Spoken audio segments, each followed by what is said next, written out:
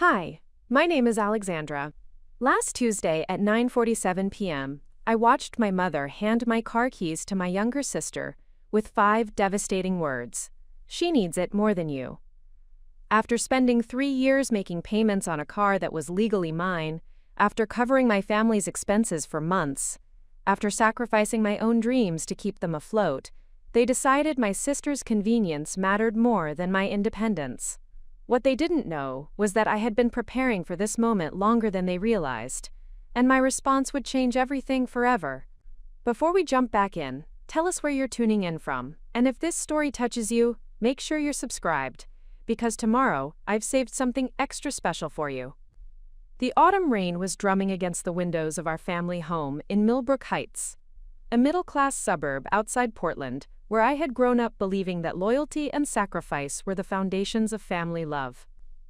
I had driven over after finishing my evening shift as a medical billing coordinator at Northwest Regional Hospital, exhausted from a 10-hour day of processing insurance claims and dealing with frustrated patients who couldn't afford their treatments.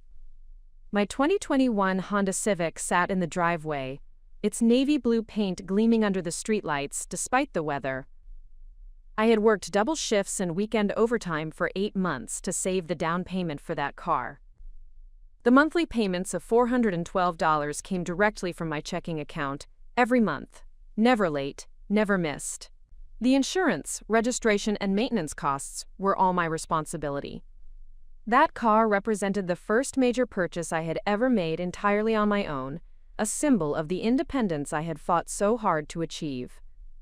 But as I walked through the front door that Tuesday evening, shaking raindrops from my coat and looking forward to a quiet evening reviewing my continuing education materials for the Certified Coding Specialist exam I was planning to take, I had no idea that my mother and sister had been orchestrating a conversation that would shatter my understanding of my place in this family. The living room felt different somehow as I entered. My mother, Patricia Manning, sat rigidly on the edge of the burgundy sectional sofa that had dominated our living room for the past 15 years.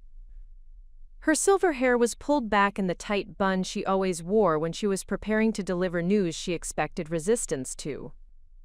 Across from her, my 23-year-old sister Vanessa lounged in the recliner with the kind of casual confidence that had always characterized her approach to family dynamics. Vanessa had been the golden child for as long as I could remember. Where I was cautious and methodical, she was spontaneous and charismatic. Where I planned meticulously for the future, she lived entirely in the present moment. Where I worked steadily toward long-term goals, she expected immediate gratification and usually received it. The contrast between us had been apparent since childhood, but I had learned to accept our different roles within the family structure without question. "Alexandra, we need to talk," my mother announced before I had even removed my work blazer. Her tone carried the authoritative finality that had settled most family discussions throughout my childhood. "Sit down. This is important."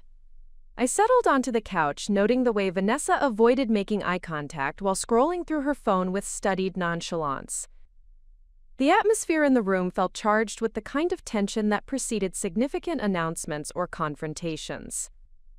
My mother's posture suggested she had rehearsed whatever she was about to say, and Vanessa's carefully casual demeanor indicated she was already aware of the topic under discussion. "Your sister is going through a difficult transition right now," my mother began, using the gentle, explanatory tone she employed when asking me to make sacrifices for the family's benefit. "Her situation with Marcus has become untenable, and she needs reliable transportation to establish her independence and find stable employment." Marcus was Vanessa's on-and-off boyfriend of 4 years, a relationship characterized by dramatic breakups followed by passionate reconciliations. Their most recent separation had occurred 3 weeks earlier, when Marcus had apparently decided that commitment wasn't compatible with his artistic pursuits. Vanessa had been staying at our childhood home since then, sleeping in her old bedroom and treating our mother's house like a temporary hotel while she figured out her next move. "I understand she's going through a challenging time," I replied carefully, sensing that this conversation was heading in a direction I wouldn't appreciate. "But I'm not sure how her relationship status affects me directly." My mother exchanged a meaningful glance with Vanessa before continuing. She needs consistent access to reliable transportation, and your car would be perfect for her current needs. You work close enough to take public transit, and Vanessa has job interviews scheduled across the metro area that require flexibility and punctuality. The audacity of the suggestion struck me immediately, but I maintained my composure while processing the implications. They were seriously proposing that I surrender my car, the vehicle I had purchased and maintained entirely through my own financial resources, to accommodate Vanessa's temporary inconvenience following her latest romantic drama. "Mom, that's my car," I said quietly, keeping my voice level despite the surge of indignation building in my chest. "I make the payments, I pay for insurance and maintenance, and I need it for my own transportation requirements." Vanessa finally looked up from her phone, her expression a carefully crafted combination of vulnerability and subtle accusation. "I wouldn't need it forever, Alex. Just until I can get back on my feet and find something of my own. You know I wouldn't ask if I had any other options." This was classic Vanessa manipulation, presenting her requests as desperate necessities while simultaneously making me appear selfish for considering my own legitimate needs. She had perfected this approach over years of practice, and our mother had consistently enabled it by pressuring me to accommodate whatever Vanessa required. "The bus system serves your work location adequately," my mother added, as though she had researched public transportation options extensively. "It would only add 30 or 40 minutes to your daily commute, and that time could be used productively for reading or studying." Meanwhile, Vanessa needs the flexibility that only personal transportation can provide. I sat in stunned silence as they outlined their expectations with the casual presumption that my agreement was merely a formality. They had clearly discussed this arrangement in detail before presenting it to me as a fait accompli. The possibility that I might refuse their proposal seemed never to have occurred to them. "I've already cleared out some space in the garage for your personal items from the car," Vanessa said with what she probably intended as helpfulness. "I know you keep your professional materials and gym bag in there, so I made sure everything would be safely stored while I'm using it." The presumption was breathtaking. Not only had they decided to redistribute my personal property without consulting me, but Vanessa had already begun preparing to take possession of my vehicle. They had planned this entire conversation around the assumption that I would comply with their demands without significant resistance. "This is temporary, of course," my mother emphasized, apparently recognizing that some reassurance might be necessary. "Just until Vanessa gets settled in a new position and can afford her own transportation. It's what families do for each other during difficult times." I had heard variations of that phrase countless times throughout my life, always when I was being asked to sacrifice something I valued for the benefit of other family members. When I was 16 and working part-time at a local restaurant, I had been expected to contribute my earnings to help cover Vanessa's cheerleading expenses because it's what families do. When I received a partial scholarship to community college, I had been encouraged to work additional hours to help with household expenses because it's what families do. When I finally saved enough money to move into my own apartment, I had been guilted into staying home longer to help with mortgage payments because it's what families do. The pattern had been consistent throughout my achievements were viewed as family resources to be shared, while my needs and aspirations were considered secondary to more pressing family concerns. I had accepted this dynamic for so long that it had become the foundation of my identity within the family structure. But sitting in that living room on Tuesday evening, listening to them casually discuss redistributing my car like it was communal family property, something fundamental shifted in my perspective. This wasn't about temporary assistance during a crisis. This was about the systematic assumption that my property, my resources, and my independence were always available for appropriation when other family members found them convenient. "I need some time to think about this," I said finally, standing up and preparing to retreat to my old bedroom upstairs. "This is a significant request that affects my daily routine and transportation needs." My mother's expression hardened slightly, the way it always did when I failed to demonstrate immediate enthusiasm for family sacrifice.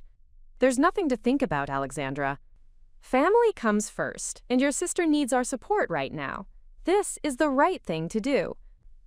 Vanessa adopted her most wounded expression, the one that had been consistently effective in generating maternal protection throughout our childhood. I thought I could count on you, Alex. I thought you would want to help me during one of the most difficult periods of my life. The emotional manipulation was as transparent as it was familiar. But for the first time in my adult life, I found myself immune to its influence. Instead of feeling guilty for disappointing them, I felt a strange clarity about the situation I was being placed in. They were asking me to surrender my independence and financial investment to enable Vanessa's continued avoidance of adult responsibility. "I'll give you my answer tomorrow," I said, heading toward the staircase. "This requires careful consideration." As I climbed the stairs to my childhood bedroom, I could hear them discussing my resistance in the kind of hushed tones that suggested they found my hesitation both unreasonable and temporary. They were confident that a night of reflection would bring me to the correct conclusion about family obligations and sisterly loyalty. But as I sat on my old twin bed, surrounded by the academic achievement certificates and honor roll awards that had once made me so proud, I realized that tomorrow's answer was already clear. I had spent years enabling a family dynamic that consistently devalued my contributions while maximizing my obligations. I had accepted the role of the responsible daughter who could always be counted on to sacrifice personal interests for family harmony. The car keys sitting on my dresser represented more than transportation. They represented the independence I had worked so hard to achieve, the tangible proof that I could support myself and make decisions based on my own priorities and needs. Surrendering those keys would be surrendering the progress I had made toward establishing my own identity separate from family expectations. I pulled out my laptop and began researching something I should have investigated years earlier. I wanted to understand exactly what legal rights and protections I had regarding my personal property, and what options were available if family members attempted to claim assets that belonged solely to me. Preparing and narrating this story took us a lot of time, so if you are enjoying it, subscribe to our channel. It means a lot to us. Now back to the story. What I discovered during that late-night research session would provide the foundation for the most important decision I had ever made about my relationship with my family. The quiet, compliant daughter was about to become someone entirely different, and tomorrow's conversation would mark the beginning of a transformation that would shock everyone who thought they knew Alexandra Manning. As I prepared for bed that night, listening to the rain continue its steady rhythm against the windows, I knew that my response to their demands would establish the boundaries that would define every family relationship going forward. The question was whether I had the courage to enforce those boundaries when the time came to give them my answer. The car keys caught the moonlight filtering through my bedroom window, their metal surfaces reflecting the light like a promise of the independence I was finally ready to claim. Tomorrow, I would discover whether my family was prepared to respect the woman I was becoming, or whether they would continue treating me like the convenient daughter who had always been available for exploitation. Either way, the quiet compliance that had characterized my family relationships for 26 years was about to end permanently. The morning sunlight streaming through my childhood bedroom window illuminated the stack of financial documents I had organized on my desk during the sleepless hours after midnight. Bank statements, car loan paperwork, insurance policies, and employment records created a paper trail that told the story of my financial independence with mathematical precision. Each document represented months of disciplined saving, careful budgeting, and the systematic building of a life separate from my family's expectations and financial chaos. I had not always been the responsible daughter. That role had been assigned to me gradually, through a series of family crises that required someone to step up and provide stability while everyone else pursued their immediate desires or avoided uncomfortable responsibilities. The transformation from carefree teenager to family financial backbone had occurred so gradually that I had barely noticed the weight accumulating on my shoulders until it had become the defining characteristic of my identity. My bedroom walls displayed the evidence of academic achievements that had once made me proud but now felt like artifacts from a different person's life. Honor roll certificates from Roosevelt High School, Dean's List recognition from Portland Community College, and the medical billing certification that had launched my career at Northwest Regional Hospital. These accomplishments had been celebrated briefly before being absorbed into the family's expectations that my success would naturally benefit everyone else. The contrast between my room and Vanessa's across the hallway had always been stark. Where my space reflected discipline and future planning, hers embodied spontaneous creativity and present-moment living. Her walls featured photographs from music festivals, art installations she had created during her brief enrollment at the Pacific Northwest College of Art, and inspirational quotes about following your dreams and trusting the universe to provide. The difference in our approaches to life had been apparent since childhood, but our parents had always treated these differences as complementary rather than problematic. I remembered the exact moment when I had begun assuming financial responsibility for family stability. I was 19 years old, working part-time at a medical office while completing my certification program, when my father's construction business had suffered a series of setbacks that threatened our family's mortgage payments. Instead of downsizing their lifestyle or asking Vanessa to contribute financially, my parents had approached me with the familiar refrain about family obligations and temporary assistance. What was supposed to be 3 months of help with household expenses had extended into 3 years of systematic financial contribution to a family budget that seemed designed to accommodate everyone's preferences except mine. My income had been treated as a shared resource, while my personal goals and aspirations had been consistently deferred in favor of more immediate family needs. The pattern had been established so early and so thoroughly that questioning it had seemed selfish and ungrateful. The car purchase 18 months earlier had represented my first significant attempt to establish financial independence from family expectations. I had researched models, compared financing options, and negotiated the purchase price entirely on my own without consulting anyone about the decision. The Honda Civic represented more than transportation. It symbolized my capacity for independent decision-making and my commitment to building a life based on my own priorities and values. But even that symbol of independence had been gradually absorbed into family convenience. Vanessa had borrowed the car for weekend trips with friends, claiming that public transportation was inadequate for her social commitments. My mother had used it for grocery shopping when her older sedan was experiencing mechanical problems, explaining that my work schedule was more flexible than her volunteer obligations at the community center. My father had driven it to construction sites when his truck was being repaired, arguing that I could easily arrange alternative transportation for my predictable work schedule. Each individual request had seemed reasonable in isolation, but the cumulative effect had been the gradual erosion of my ownership rights in favor of family convenience. The car had become communal property in practice, while remaining my exclusive financial responsibility in law. This dynamic had established the precedent that my resources were available for redistribution whenever other family members found such arrangements beneficial. The financial records spread across my desk told a different story than the family narrative about shared resources and mutual support. Over the past 3 years, I had contributed over $38,000 to various family expenses while receiving less than $3,000 in assistance for my own needs. The disparity was stark when documented with mathematical precision, rather than explained through emotional appeals about family loyalty and temporary circumstances. My employment at Northwest Regional Hospital had provided both financial stability and professional development opportunities that I had pursued systematically, despite family pressures to prioritize their immediate needs over my long-term career advancement. The medical billing coordinator position required attention to detail, systematic organization, and the ability to navigate complex bureaucratic systems while maintaining accuracy under pressure. These skills had proven valuable beyond the workplace, particularly when applied to personal financial management and legal research. The hospital environment had also provided perspective on family dynamics that I had never experienced while living exclusively within my family's influence. My colleagues included people from diverse backgrounds who discussed their family relationships with a healthy balance of affection and boundaries. Many of them expressed surprise when I described the extent of my financial contributions to family expenses and my parents' expectations regarding shared resources and decision-making authority. Dr. Sarah Chen, the physician who supervised our department's medical coding accuracy, had become an informal mentor who helped me understand professional development opportunities and encouraged my plans for additional certification. During one conversation about work-life balance, she had made an observation that continued to influence my perspective on family relationships. "Alexandra, you seem to carry a lot of responsibility for other people's choices and consequences," she had said while reviewing my performance evaluation.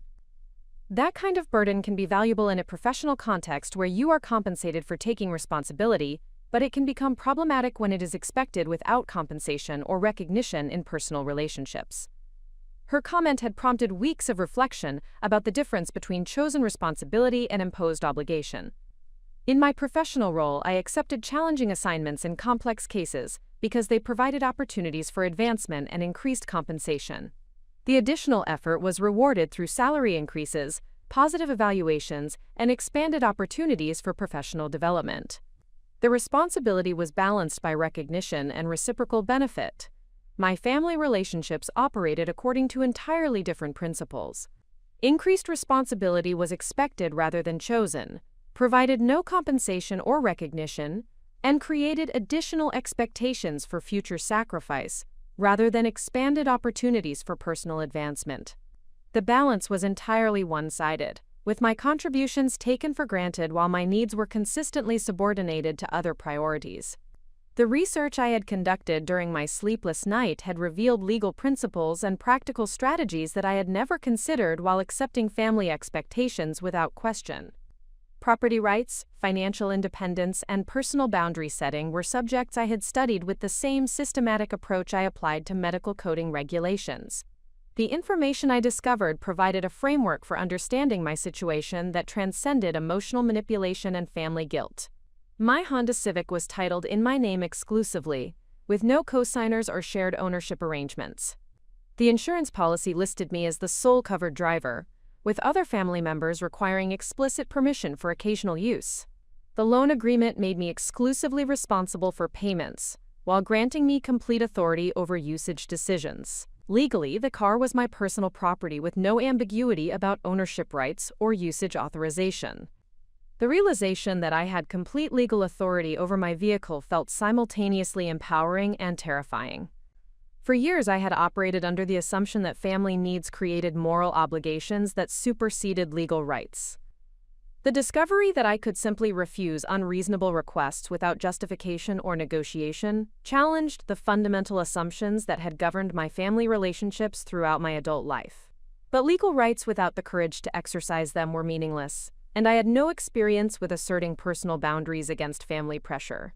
The prospect of confronting my mother and sister's expectations directly generated anxiety that kept me awake despite my exhaustion. They would interpret my refusal as selfish betrayal rather than reasonable boundary setting, and the resulting family conflict would test my resolve in ways I had never experienced. The financial documents on my desk represented more than personal property rights. They documented my capacity for independent decision-making, systematic planning, and responsible resource management. These capabilities had been developed through years of managing family financial crises and my own professional advancement simultaneously. The skills that had made me valuable as a family resource could also provide the foundation for establishing independence from family expectations.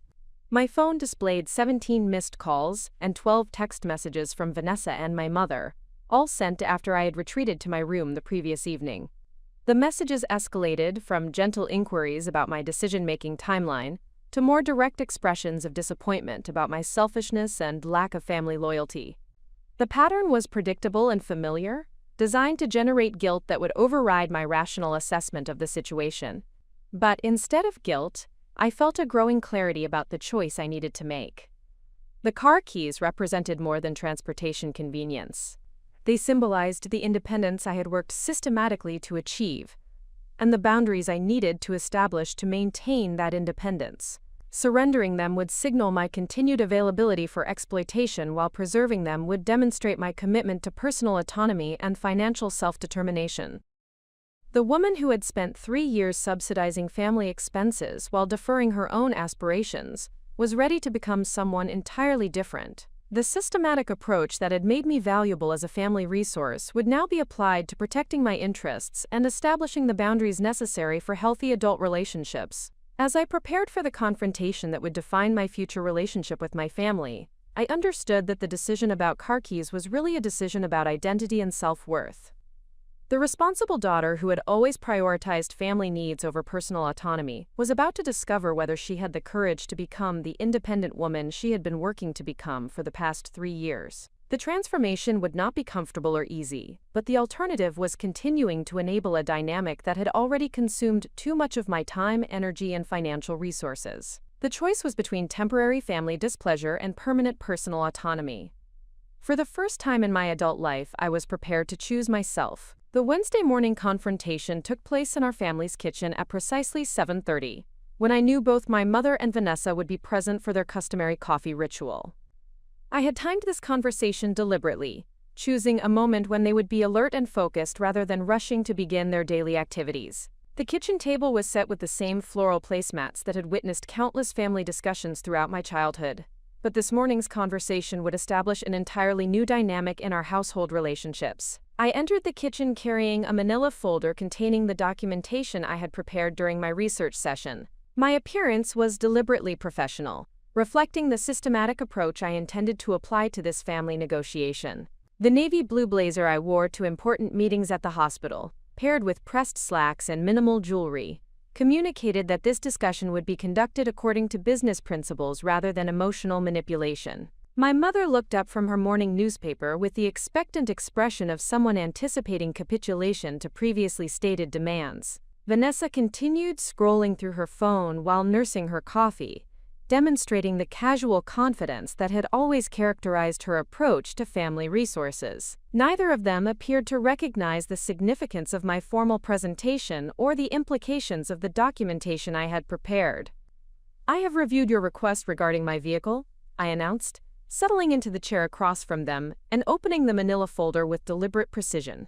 "After careful consideration of the legal, financial, and practical implications, I have reached a definitive conclusion about your proposal." The formal language was intentional, designed to establish that this conversation would proceed according to objective criteria rather than subjective family obligations. I had practiced this opening statement multiple times, ensuring that my tone would convey professional authority rather than defensive uncertainty. My mother set down her coffee cup with the kind of careful precision that indicated growing attention to my presentation. "Alexandra, this is your family, not a business meeting. We can discuss this situation without all the formality and paperwork." "Actually, Mom, this situation involves legal ownership of personal property and financial obligations that require documentation and clear communication," I replied, removing the first set of papers from my folder. "These are the title documents for my Honda Civic, showing that I am the sole legal owner of this vehicle. The registration lists no additional authorized users, and the insurance policy covers only myself as the primary driver." Vanessa finally looked up from her phone, apparently recognizing that this conversation was proceeding differently than anticipated. "Alex, why are you making this so complicated? I just need to borrow your car for a few weeks until I can figure out my transportation situation. This doesn't require legal documentation." I spread the vehicle title, registration, and insurance documents across the kitchen table, creating a visual display of my ownership rights that could not be dismissed through emotional appeals or family obligation arguments. According to these legal documents, any extended use of my vehicle by unauthorized drivers would violate my insurance policy and potentially create liability issues that could affect my financial standing and professional reputation. The insurance policy language was particularly clear about unauthorized usage restrictions, and I had highlighted the relevant sections with yellow marker to ensure they understood the legal implications of their request. Extended vehicle loans to unlicensed users or those not specifically covered under the policy could result in coverage denial in the event of accidents or damage. My mother's expression shifted from maternal expectation to something approaching business negotiation, suggesting that she was beginning to understand my systematic approach to this discussion. "Surely we can add Vanessa to your insurance policy temporarily. These kinds of arrangements are common among family members." "I researched that option extensively," I responded, producing the insurance company documentation I had obtained through my online account. Adding an additional driver to my policy would increase my monthly premium by $137. The annual cost increase would be approximately $1,644, which represents a significant financial burden for temporary accommodation of someone else's transportation needs. The mathematical precision of these figures was intentional, demonstrating that I had approached their request with the same analytical rigor I applied to medical billing calculations at work. Every cost had been researched and documented, eliminating the possibility that they could dismiss my concerns as unreasonable or easily resolved. Vanessa's casual confidence was beginning to show cracks as she realized that her usual emotional manipulation tactics were encountering systematic factual resistance. "I could contribute to the insurance costs," she offered, though her tone suggested this possibility had not been seriously considered until this moment. "Your current financial situation makes such contributions unlikely," I replied, producing the employment and income documentation I had compiled. According to your recent job applications and unemployment benefit records, your monthly income is insufficient to cover additional insurance expenses while maintaining your other financial obligations. The documentation of Vanessa's financial instability was thorough and undeniable. Her employment history showed a pattern of short-term positions followed by extended periods of unemployment, typically coinciding with relationship changes or creative pursuits that generated no measurable income. The mathematical reality of her financial situation made her offer to contribute to vehicle expenses essentially meaningless. My mother was clearly struggling to adapt to this evidence-based approach to family negotiation. Throughout my childhood and adolescence, family discussions had been resolved through emotional appeals, guilt application, and the assumption that my compliance was inevitable given sufficient pressure. The systematic presentation of legal and financial documentation represented an entirely new dynamic that challenged her established methods of family management. "This seems unnecessarily harsh, Alexandra," she said, attempting to restore emotional context to our discussion. "Family members help each other during difficult times. Your sister is going through a challenging period, and temporary vehicle sharing would demonstrate the kind of support that keeps families strong." I had anticipated this particular argument and prepared documentation that would address it directly. From my folder, I removed the financial analysis I had conducted regarding my historical contributions to family expenses compared to assistance I had received during my own challenging periods. Over the past 3 years, I have contributed $38,412 to various family expenses, I announced, distributing copies of the calculation to both of them. This includes mortgage assistance, utility payments, grocery expenses, and emergency financial support for various family members. During the same period, I received approximately $2,800 in assistance for my own needs. The mathematical disparity was stark and undeniable. The spreadsheet format made the imbalance impossible to rationalize through emotional manipulation or selective memory. Each contribution had been documented with dates, amounts, and purposes, creating an objective record of the family's financial dynamics over multiple years. Vanessa stared at the financial analysis with apparent shock, as though she had never considered the cumulative impact of my family contributions or the systematic way her needs had been prioritized over mine. "I didn't realize you were keeping track of everything like this," she said quietly. "I began documenting these transactions when I started planning for financial independence," I explained. "Professional financial management requires accurate record-keeping and objective analysis of spending patterns and resource allocation." My mother was reviewing the financial documentation with the kind of careful attention she typically reserved for important legal documents. The evidence was comprehensive and professionally presented, making it difficult to dismiss my concerns as temporary selfishness or misunderstanding of family obligations. "Even considering your historical contributions," she said finally, "family relationships require ongoing mutual support. Your sister's current transportation needs represent an opportunity for you to demonstrate continued commitment to family unity." This response revealed the fundamental disconnect between her understanding of family relationships and the boundary setting I was attempting to establish. From her perspective, my previous contributions created obligations for additional sacrifices, rather than credits that had already been exhausted through excessive generosity. "My historical contributions have already demonstrated substantial commitment to family welfare," I replied, producing the final set of documents from my folder.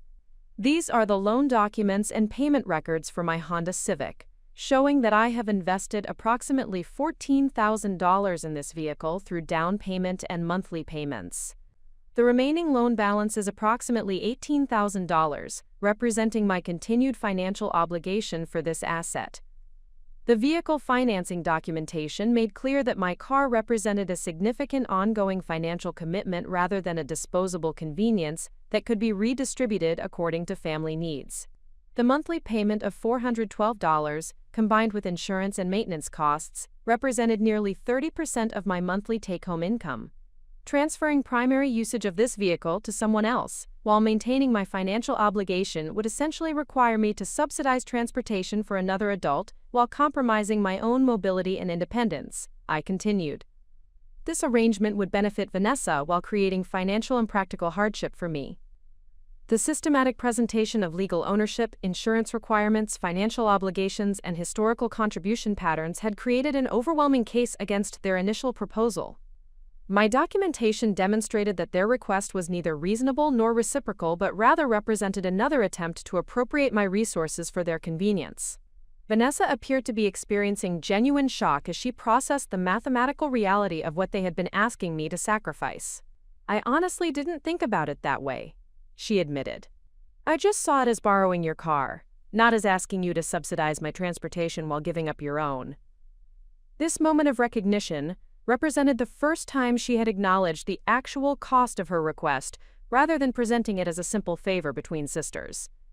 The documentation had forced her to confront the reality that family assistance required real sacrifice from the person providing it, not just casual generosity without consequences.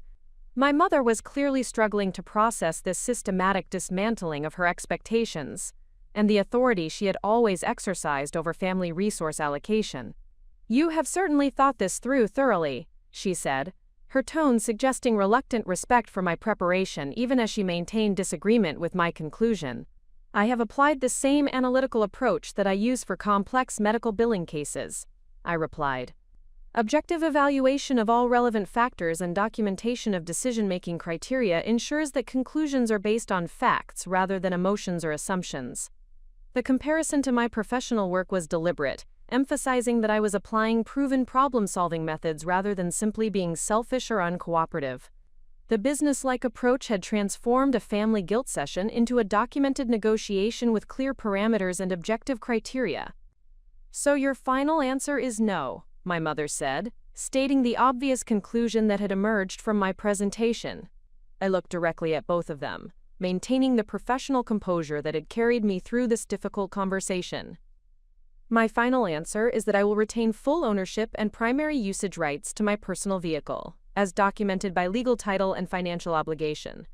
Any future transportation assistance will be provided on my terms and timeline, based on my assessment of circumstances and my capacity for additional family support." The silence that followed was profound and transformative. For the first time in my adult life, I had successfully resisted family pressure through systematic preparation and professional presentation of objective facts. The quiet daughter who had always capitulated to emotional manipulation had become a woman capable of establishing and defending reasonable boundaries. Vanessa was the first to speak, her voice carrying a tone of genuine reflection that I had rarely heard from her. "I need to figure out my own transportation solution. This conversation has made me realize that I have been depending on other people to solve problems that I should be handling myself." This acknowledgement represented more personal growth than she had demonstrated in years of relationship drama and career instability. The systematic presentation of facts had apparently generated self-awareness that emotional appeals had never produced. My mother nodded slowly, apparently recognizing that our family dynamic had shifted permanently through this conversation. "I can see that you have put considerable thought into this decision, Alexandra. I may not agree with your approach, but I cannot argue with your documentation." The transformation was complete. The family member who had been expected to provide automatic compliance with resource requests had become someone who required objective justification and reciprocal consideration for any assistance. The boundaries I had established through systematic preparation and professional presentation would govern all future family negotiations. As I gathered my documentation and prepared to leave for work, I understood that this morning's conversation had established my independence more definitively than any previous action I had taken. The car keys would remain mine, but more importantly, the authority to make decisions about my resources and priorities had been permanently reclaimed. The 48 hours following my kitchen table confrontation revealed the extent to which my systematic boundary setting had disrupted established family power structures. My refusal to surrender my vehicle had created ripple effects that extended far beyond the immediate transportation issue, challenging assumptions about resource allocation and decision-making authority that had governed our household dynamics for decades. Thursday morning brought the first indication that my family's response would escalate beyond simple disappointment or temporary displeasure. I discovered that my mother had contacted my Aunt Rebecca, my father's sister, who lived in nearby Beaverton, to discuss what she characterized as my sudden selfishness and concerning lack of family loyalty. Aunt Rebecca's subsequent phone call to me revealed the narrative framework my mother was constructing around my decision to maintain ownership of my personal property. "Your mother is very concerned about this change in your behavior, Alexandra," Aunt Rebecca said during our conversation, her tone carrying the careful diplomacy she typically employed when mediating family disputes. "She mentioned that you have become quite rigid about sharing resources and seem to have forgotten the importance of family cooperation during difficult times." The characterization was revealing in its strategic omission of relevant facts. My mother's version of events focused exclusively on my refusal to accommodate Vanessa's transportation needs, while completely ignoring the financial documentation and historical contribution analysis that had formed the foundation of my decision. The selective narrative suggested a coordinated effort to generate external pressure for reconsideration of my position. "Did Mom mention the $38,000 I have contributed to family expenses over the past 3 years?"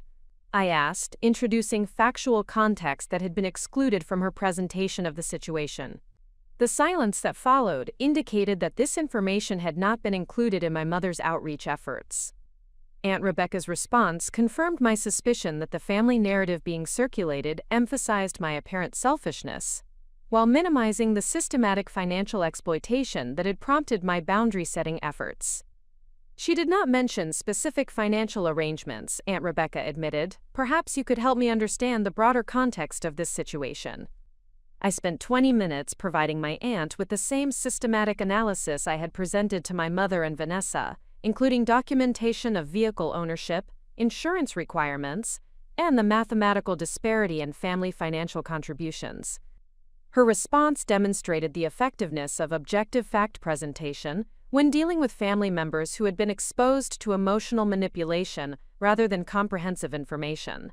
"I can understand why you would want to maintain control over a vehicle you purchased and continue to finance independently," she said after reviewing the information I had provided. "Your mother's presentation of this situation did not include these important details about legal ownership and financial responsibility." This conversation established a pattern that would repeat throughout the week as various family members and family friends received carefully curated versions of the car key controversy designed to generate support for pressuring me to reconsider my decision. Each contact provided an opportunity for me to present comprehensive factual information that contradicted the emotional manipulation narrative being circulated by my mother.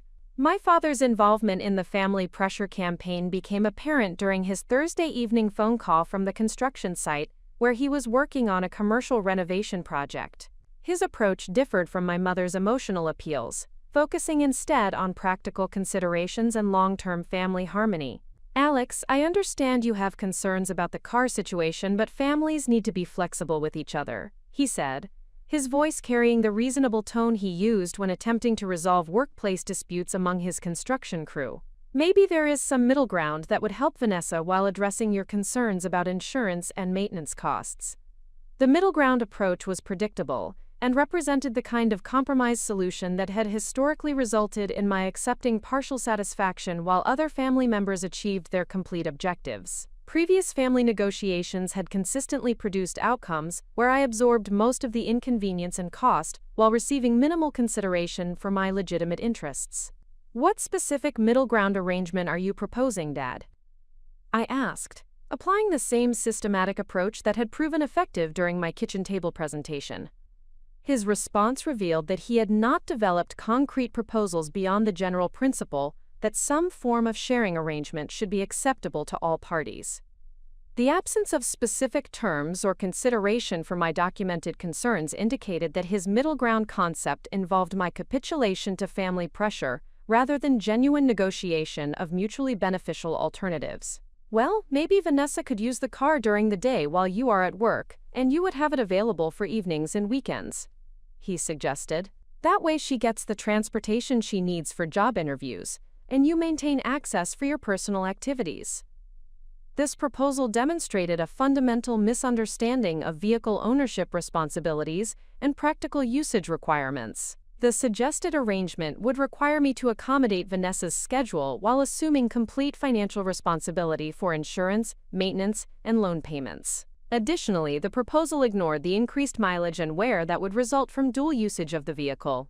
That arrangement would require me to coordinate my personal transportation needs with Vanessa's activities, while maintaining exclusive financial responsibility for all vehicle costs.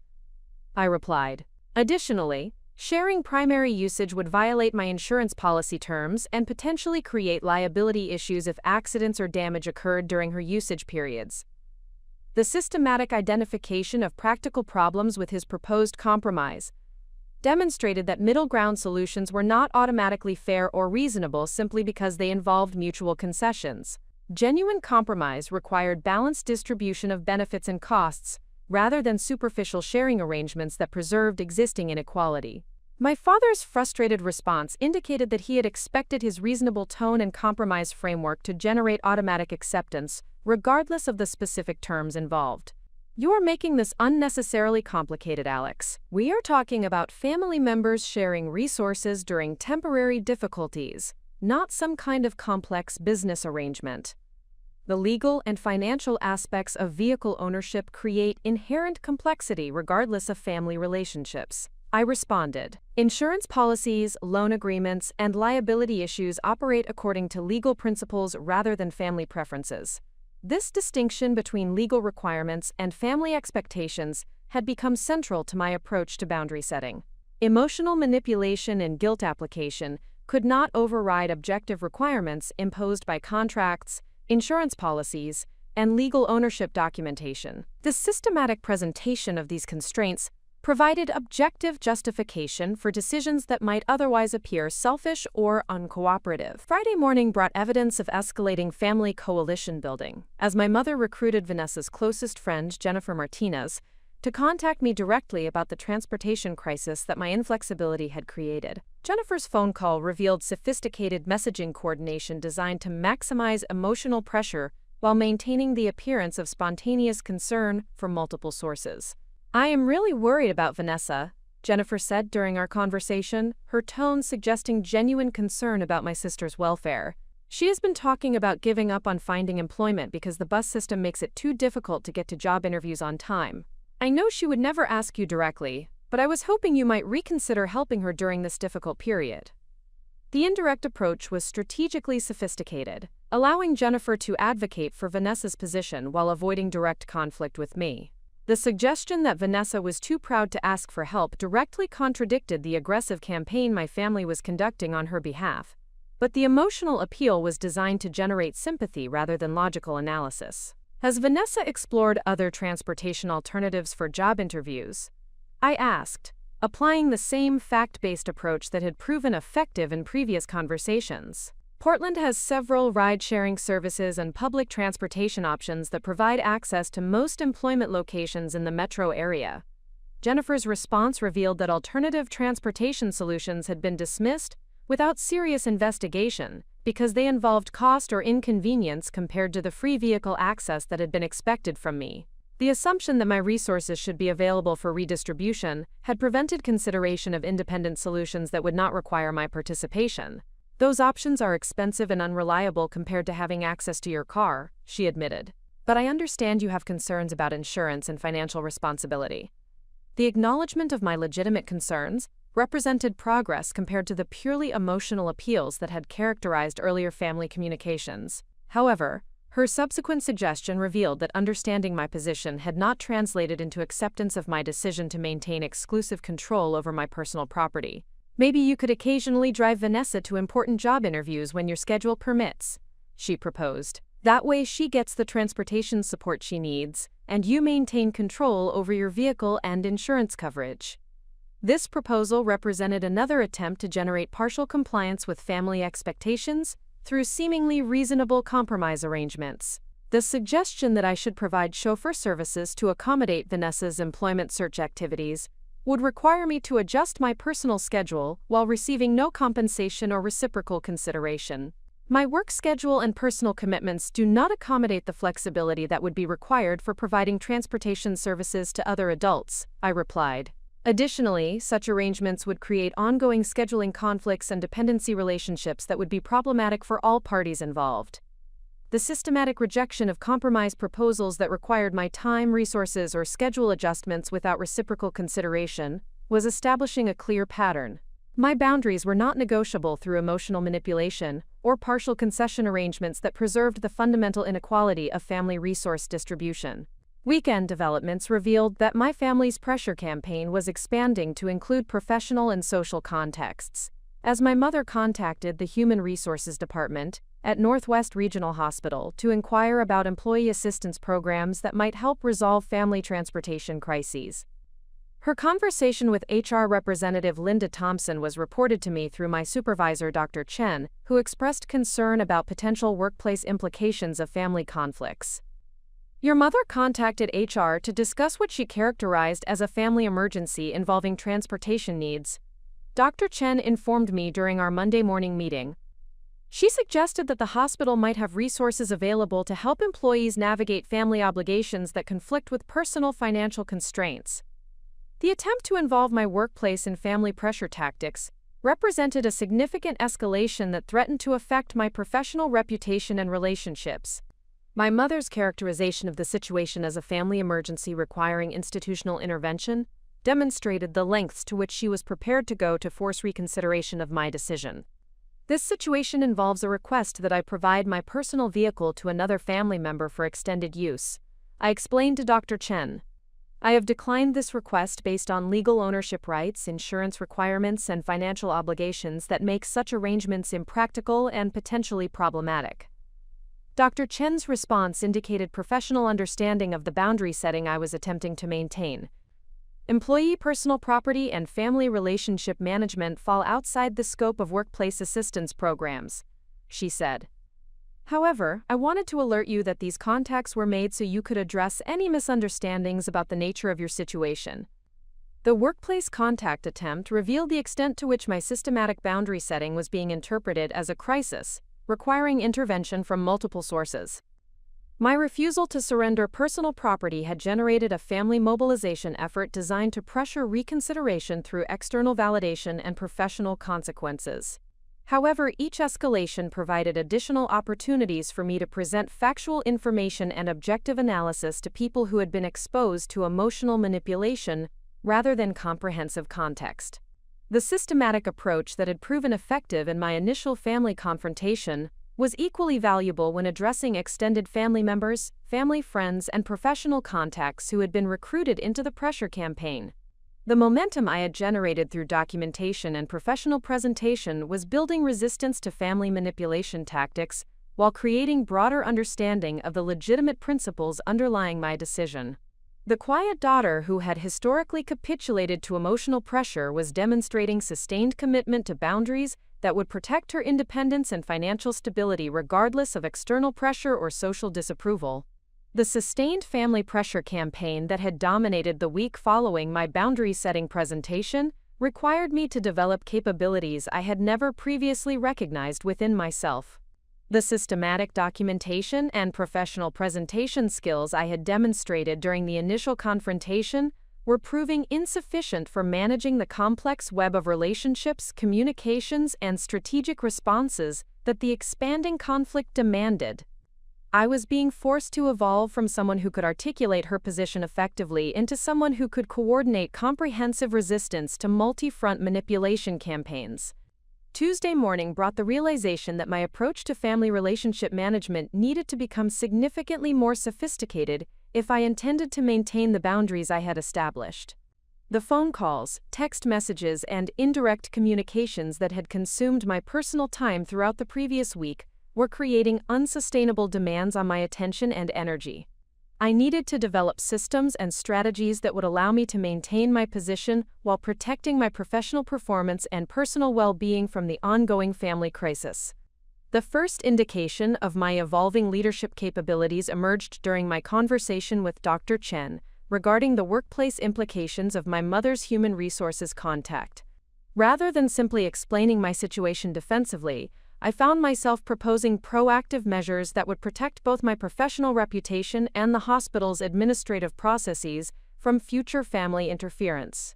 I would like to document this situation formally to prevent any misunderstandings about my professional conduct or family obligations, I informed Dr. Chen during our meeting. Additionally, I believe it would be beneficial to establish protocols that would direct any future family-related contacts to appropriate channels while protecting employee privacy and workplace boundaries. The proposal demonstrated strategic thinking that extended beyond immediate problem-solving to address systemic vulnerabilities that could affect other employees facing similar family pressure tactics. My personal experience with workplace manipulation attempts had revealed institutional gaps that required administrative attention to prevent future problems. Dr. Chen responded with professional appreciation for my systematic approach to the situation. Your proposal demonstrates exactly the kind of analytical thinking and proactive problem-solving that makes you valuable in complex medical billing cases, she said.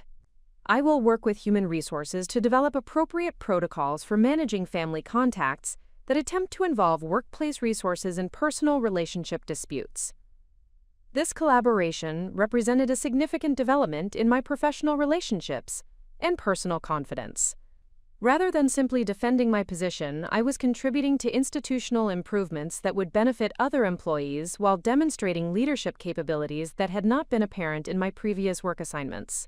The evolution from defensive position maintenance to proactive system improvement reflected fundamental changes in my self-perception and professional identity. The family crisis had forced me to recognize capabilities that had remained dormant during years of compliant accommodation to family demands and routine workplace responsibilities. The systematic resistance to manipulation had revealed leadership potential that extended beyond immediate boundary-setting needs. Wednesday afternoon provided the next indication of my developing strategic capabilities when I received a phone call from my grandmother Helen, my mother's elderly mother who lived in an assisted living facility in Southeast Portland. Grandmother Helen's involvement in the family pressure campaign represented a sophisticated escalation designed to leverage generational authority and emotional manipulation tactics that had proven effective throughout my childhood. Alexandra, your mother is very upset about this car situation, Grandmother Helen said, her voice carrying the combination of affection and authority that had historically generated immediate compliance with family expectations. I raised your mother to understand that family members support each other during difficult times, and I am disappointed to learn that these values are not being passed down to the next generation. The generational guilt application represented one of the most powerful manipulation tactics in my family's historical arsenal. Grandmother Helen's disapproval had traditionally carried sufficient emotional weight to override individual resistance to family demands. Her involvement indicated that my mother was deploying maximum available leverage to force reconsideration of my vehicle ownership decision.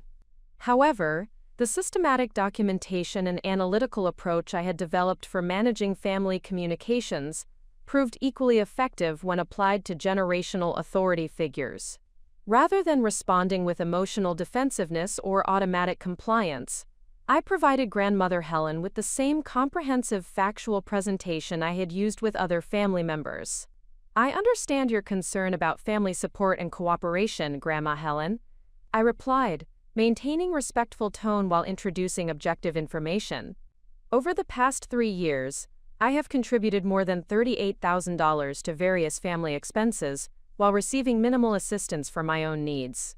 My decision to maintain ownership of my personal vehicle reflects careful consideration of legal obligations, insurance requirements, and financial responsibilities, rather than lack of family loyalty. The presentation of specific financial data and legal documentation to my grandmother represented a significant departure from traditional family communication patterns. Previous interactions had been conducted according to emotional and hierarchical principles, rather than factual analysis and objective criteria. The introduction of business-like documentation to generational relationships challenged established authority structures while demonstrating respect for her concerns. Grandmother Helen's response indicated genuine surprise at the comprehensive nature of my family financial contributions and the systematic approach I was applying to relationship management. I was not aware of the extent of your financial assistance to the family, she admitted. Your mother did not provide these details when she asked me to speak with you about the importance of family cooperation. This acknowledgement confirmed the pattern of selective information sharing that characterized my family's pressure campaign efforts.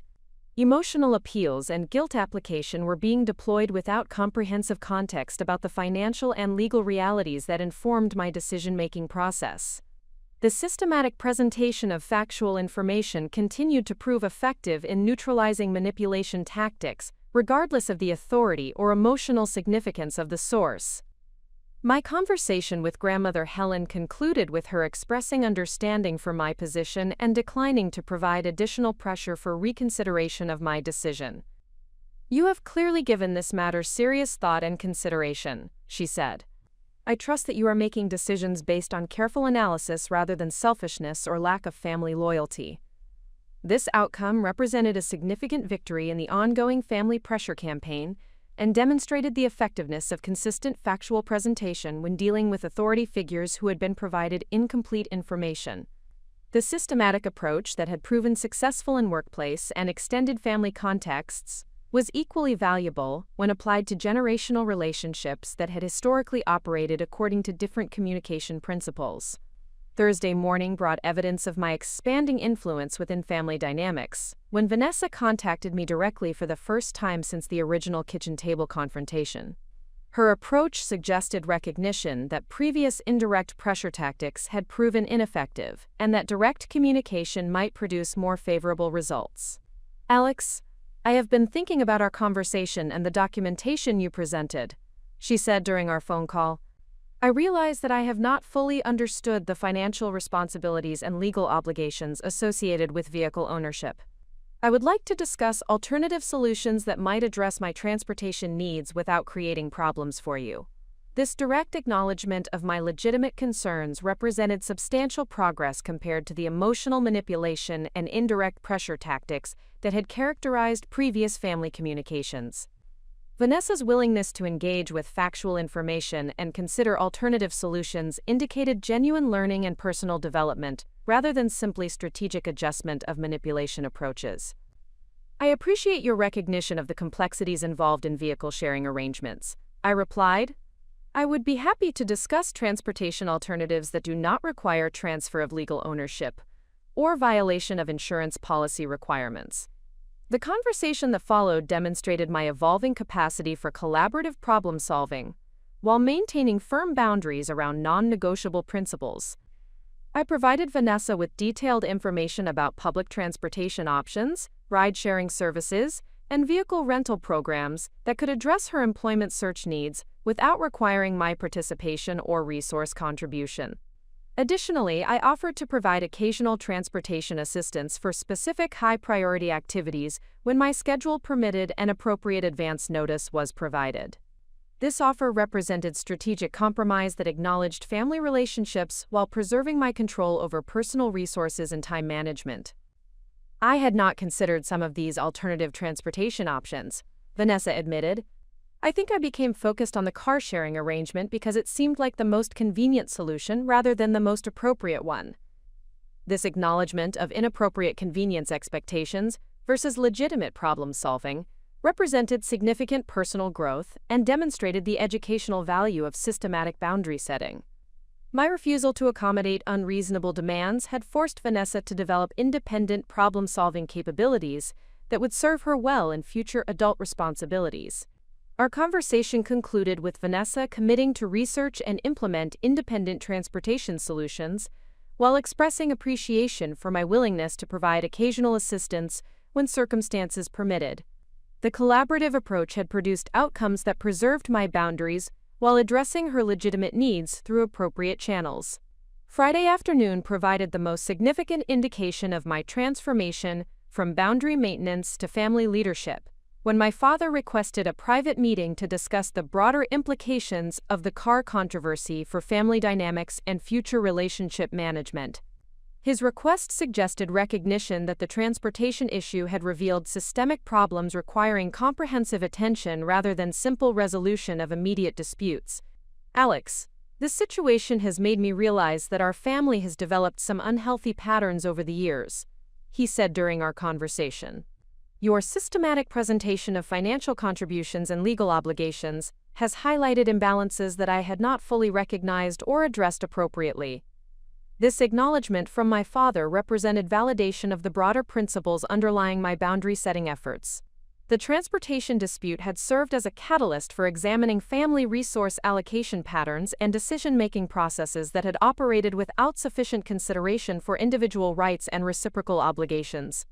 I have been concerned about these patterns for several years, I replied. The systematic documentation I prepared for the card discussion reflected ongoing analysis of family financial dynamics and relationship equity that had been developing gradually rather than emerging suddenly.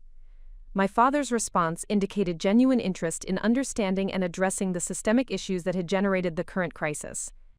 I would like to work with you to develop more appropriate approaches to family financial management and resource sharing that respect individual ownership rights while maintaining family cooperation and mutual support. This collaborative approach to family relationship reform represented the most positive outcome of my boundary-setting efforts. Rather than simply defending my immediate interests, I had created opportunities for comprehensive improvement in family dynamics that would benefit all members through more equitable and sustainable relationship patterns. The leadership role I was assuming in family relationship reform required capabilities that extended far beyond the defensive documentation and systematic resistance that had characterized my initial responses to pressure tactics. I was developing strategic planning abilities, collaborative problem-solving skills, and change management expertise that were transforming my position within family dynamics while contributing to my professional development. The quiet daughter who had historically accepted family expectations without question had become a catalyst for positive change that addressed systemic problems rather than simply individual grievances. My success in maintaining vehicle ownership boundaries had established credibility and demonstrated capabilities that created opportunities for broader influence and leadership within family relationships. The transformation was both empowering and challenging, requiring sustained commitment to principles and strategies that challenged comfortable patterns while demanding continuous learning and adaptation to complex interpersonal dynamics. However, the results had validated the value of systematic preparation and professional approaches to personal relationship management. The second week following my systematic boundary establishment revealed that my family's acceptance of my vehicle ownership decision had been largely superficial, designed to reduce immediate conflict while developing more sophisticated strategies for achieving their original objectives. The collaborative discussions and apparent understanding that had emerged during individual conversations were being systematically undermined through coordinated efforts that demonstrated significant escalation in both scope and intensity. Monday morning brought the first indication that the family pressure campaign had evolved beyond emotional manipulation and indirect influence attempts. I discovered that my mother had scheduled a meeting with a local family counselor, Dr. Patricia Reeves, under the premise of addressing what she characterized as communication breakdown and relationship dysfunction within our household. The counseling appointment had been arranged without my knowledge or consent, representing a strategic attempt to involve professional authority in pressuring reconsideration of my position. I have scheduled a family therapy session for this Thursday evening, my mother announced during a phone call that interrupted my lunch break at the hospital. Dr. Reeves specializes in family conflict resolution and has extensive experience helping families navigate disagreements about financial responsibilities and resource sharing. The presentation of counseling as conflict resolution rather than manipulation validation was strategically sophisticated, positioning my boundary setting as problematic behavior requiring professional intervention rather than legitimate exercise of property rights. The timing and unilateral scheduling demonstrated continued assumption of decision-making authority over my personal choices and professional commitments. I did not agree to participate in family counseling, and I am not available for appointments scheduled without my consultation, I replied, applying the same systematic resistance that had proven effective in previous family communications. Additionally, this situation involves legal property ownership rather than communication dysfunction or relationship conflict. My mother's response revealed the strategic framework underlying her counseling initiative. Your refusal to participate in constructive conflict resolution demonstrates exactly the kind of rigid thinking that Dr. Reeves can help us address as a family unit, she said. Professional guidance will provide objective perspective on appropriate family resource sharing and individual obligations to family welfare. The characterization of professional therapy as objective mediation was deliberately misleading, since the counselor would be receiving information exclusively from my mother's perspective, while operating under assumptions about family dynamics that excluded the financial documentation and legal ownership analysis that supported my position. The therapeutic framework would privilege emotional reconciliation over factual accuracy and legal rights. Professional family counseling requires voluntary participation from all parties and accurate presentation of relevant information to be effective, I responded. Any therapeutic intervention based on incomplete information or coercive participation would be inappropriate and potentially counterproductive.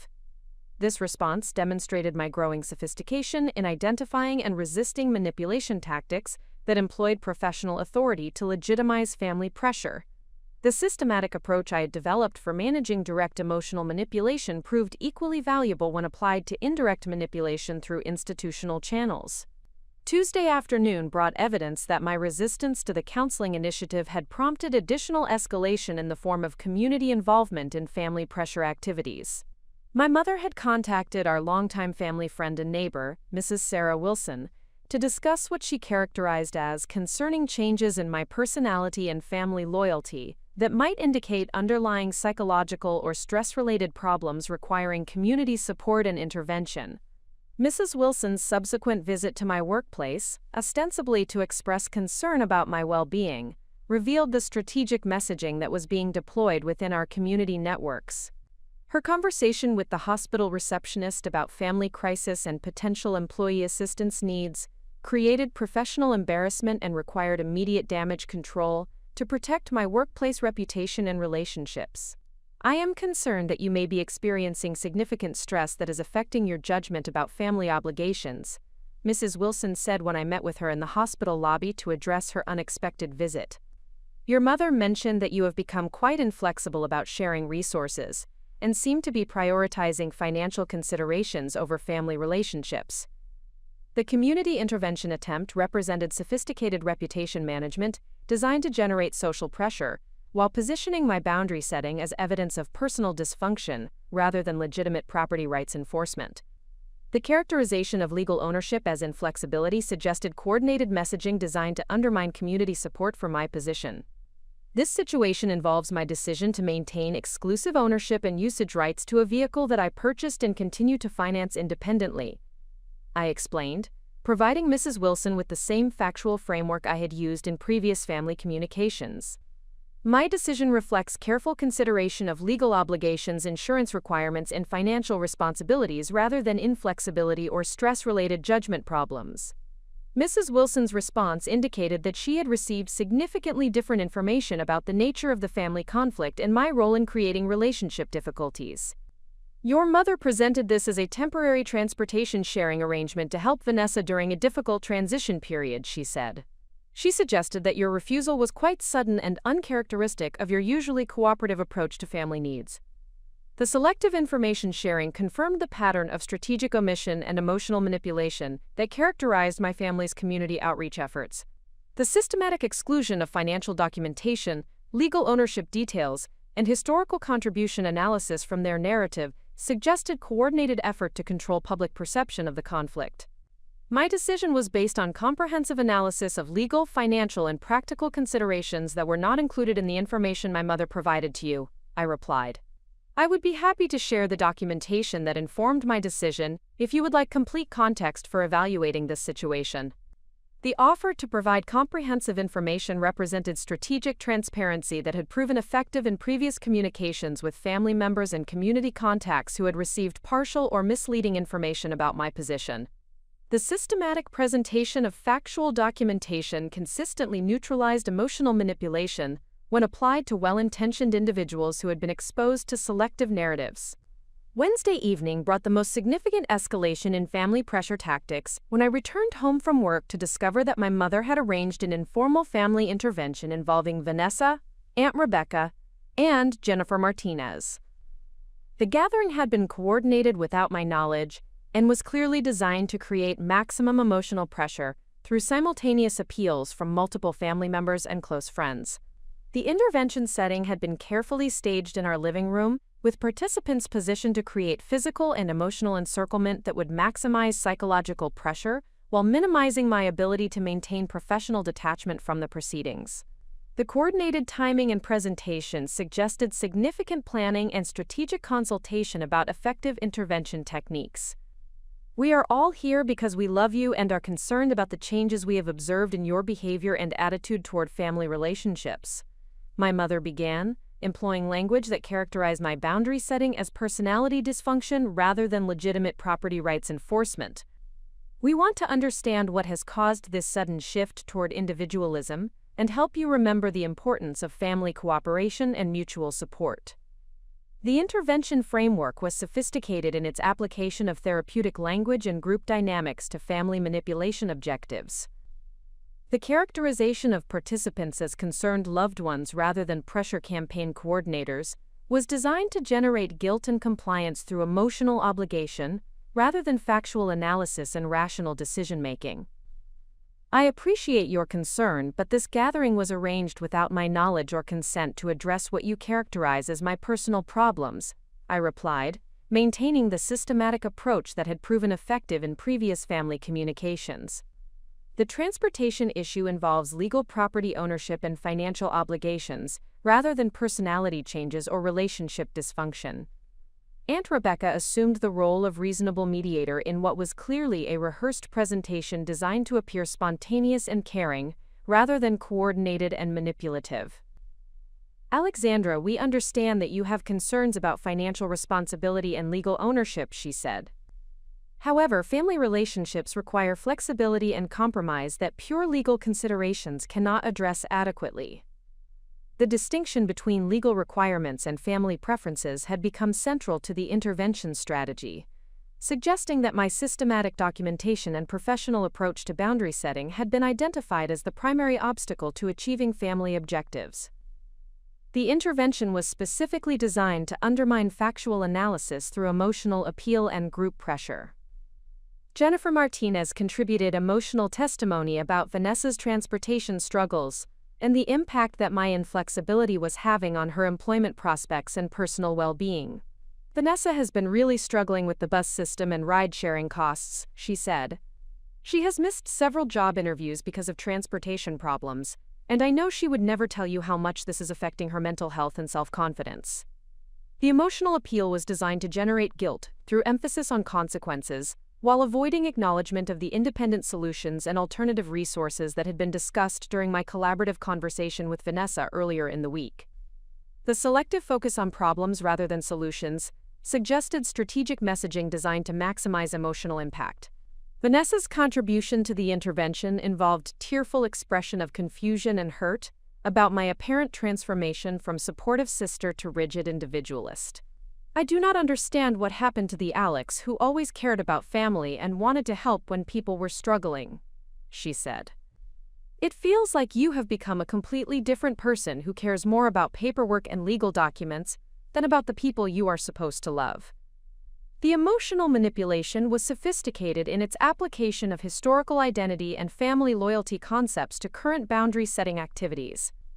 The suggestion that systematic decision-making represented personality change rather than personal growth was designed to undermine confidence in my analytical approach while generating guilt about apparent betrayal of family values.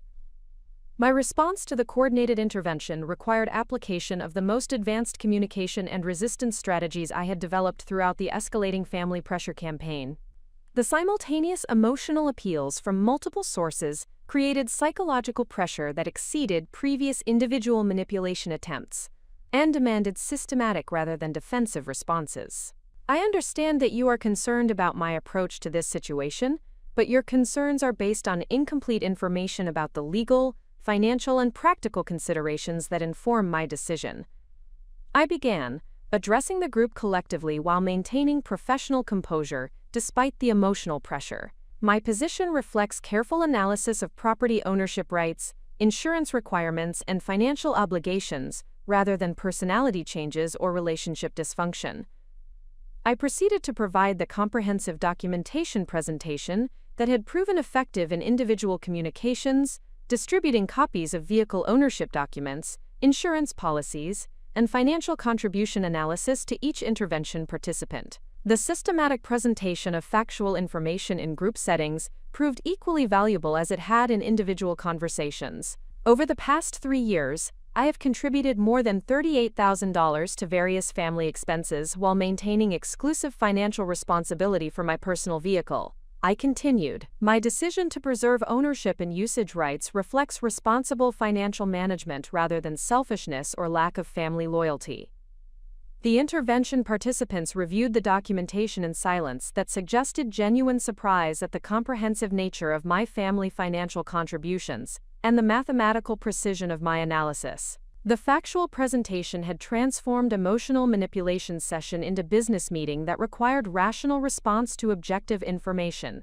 Aunt Rebecca was the first to respond, her tone indicating recognition that the intervention had been based on incomplete information about the nature of my family relationships and financial contributions. I was not aware of the extent of your financial assistance to the family over the past several years, she admitted. This context changes my understanding of your position significantly. The acknowledgement confirmed the effectiveness of systematic documentation and professional presentation when applied to group manipulation tactics. The factual information had neutralized coordinated emotional pressure while demonstrating that my decision was based on reasonable analysis rather than personality dysfunction or relationship problems. The intervention concluded with participants expressing understanding for my position, while maintaining that family relationships required considerations beyond pure financial analysis. However, the group pressure for reconsideration had been effectively neutralized through systematic presentation of objective information that contradicted the emotional manipulation narrative that had motivated the coordinated gathering. As the intervention participants departed, I recognized that my family's escalation tactics had reached sophisticated levels that required corresponding advancement in my resistance strategies and boundary maintenance capabilities. The systematic approach that had proven effective in individual communications would require continued refinement and strategic application to address future manipulation attempts that might involve professional, community, or institutional pressure tactics. The aftermath of the family intervention session marked a critical transition point in my approach to boundary maintenance and family relationship management. The systematic documentation and professional presentation techniques that had proven effective in neutralizing individual manipulation attempts required significant enhancement to address the coordinated pressure campaigns and institutional involvement that characterized the escalating family resistance to my independence efforts. The complexity of managing multiple simultaneous pressure sources while maintaining professional performance and personal well-being demanded strategic planning capabilities that exceeded my previous experience in family relationship management. The first indication that comprehensive strategic development was necessary came during my Thursday morning conversation with Dr. Chen regarding the impact of family crisis management activities on my workplace performance and professional development objectives. The time and energy demands associated with responding to family pressure tactics were beginning to affect my capacity for handling complex medical billing cases and pursuing additional certification requirements that were essential for career advancement. Alexandra, I have noticed that you seem to be managing significant personal stress while maintaining excellent professional performance, Dr. Chen observed during our weekly department meeting. However, I am concerned that external pressures may eventually compromise your ability to handle the increased responsibilities associated with the senior coding specialist position we discussed for your career development plan. The professional concern was entirely legitimate and highlighted the strategic necessity of developing more efficient and systematic approaches to family pressure management. The reactive stance I had maintained throughout the previous weeks was consuming resources that needed to be available for professional advancement and personal development activities. The family crisis required resolution rather than ongoing management to prevent long-term career implications.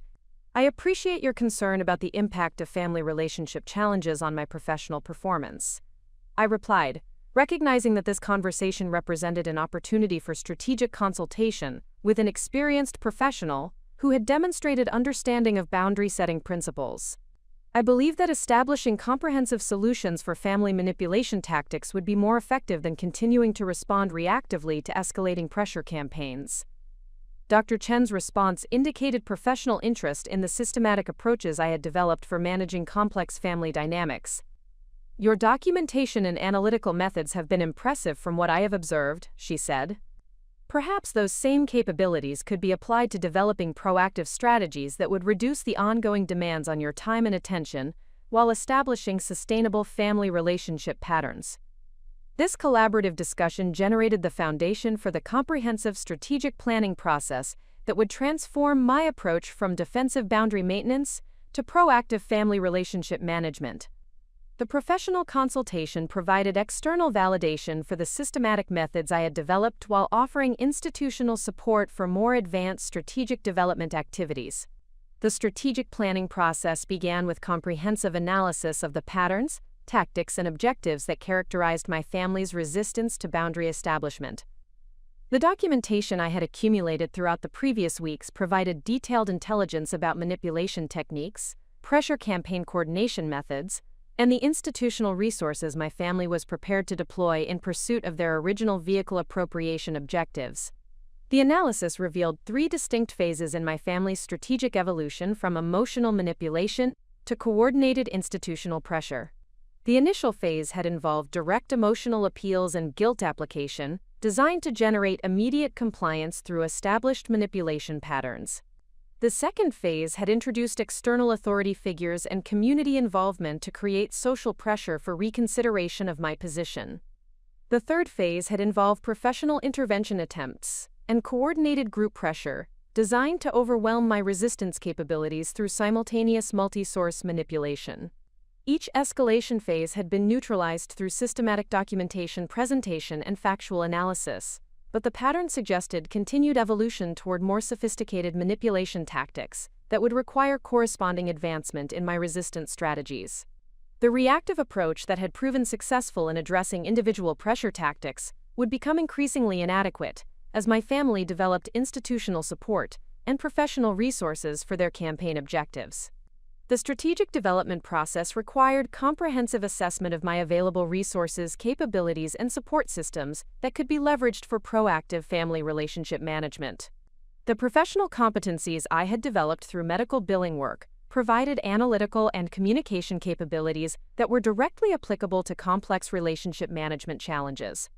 The workplace relationships I had cultivated offered potential consultation and support resources for strategic planning and implementation activities. Additionally, the financial independence I had achieved through systematic career development provided economic leverage that could be applied to establishing comprehensive boundaries around family resource allocation expectations.